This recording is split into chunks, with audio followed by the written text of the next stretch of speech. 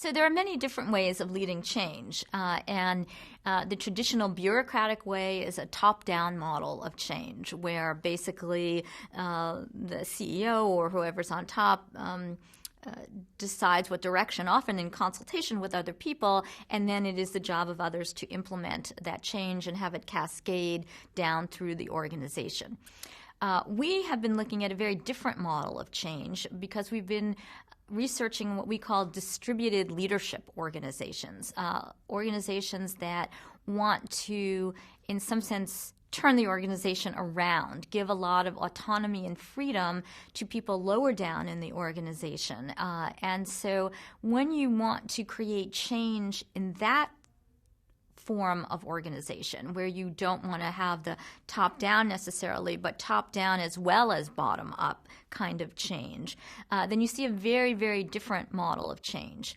What the job of the top of the organization is, under those conditions, is to create an environment in which other people in the organization feel free to come up with new ideas for new products, for new processes, that they are able to bring forth and move in the organization.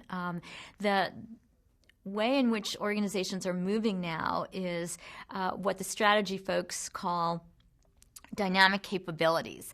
That core competitive advantage is not just about having economies of scope and scale. It's about innovation, it's about agility, and it's about speed.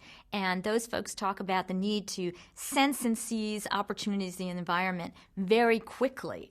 And if you rely on just a few people on the top of the organization to do that, you don't have the range of people who are looking all over the globe in all different places to do that sensing and seizing. And so change is enabling that sensing and seizing below, finding out who has great ideas, having systems to, in fact, choose among great ideas that come forth from below, and then are able to help enact them or spread them through other parts of the organization.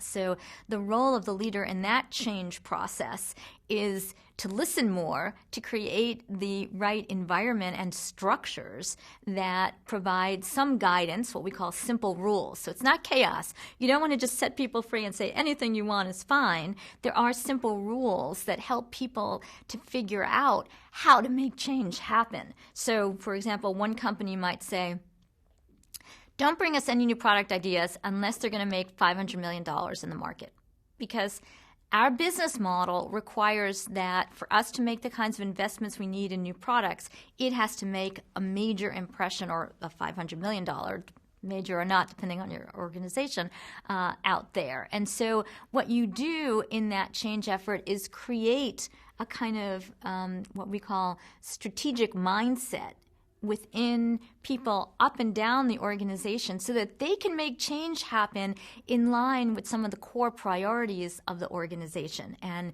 the top listens and synthesizes what's coming up and puts that together with their own perspective from being at the top of the organization in order to facilitate change.